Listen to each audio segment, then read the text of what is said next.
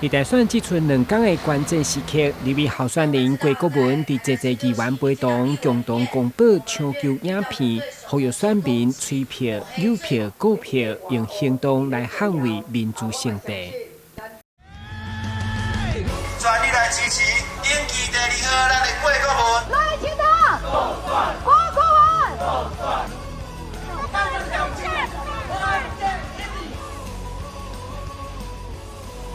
为地方争取一刀一。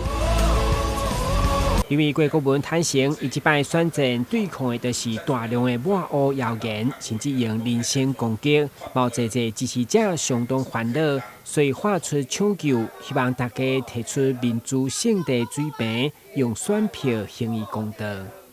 透过影片当中呼吁选民，我们确实是陷入苦战，我们要如何透过行动来捍卫这一块民主圣地？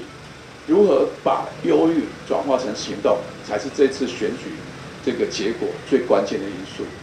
现在已经不到48小时，只剩下36小时而已，只剩下36小时。最后的关键，我们公布这支影片，呼吁所有支持者在最后36小时一定要挺身而出，一起出来顾票、拉票、催票。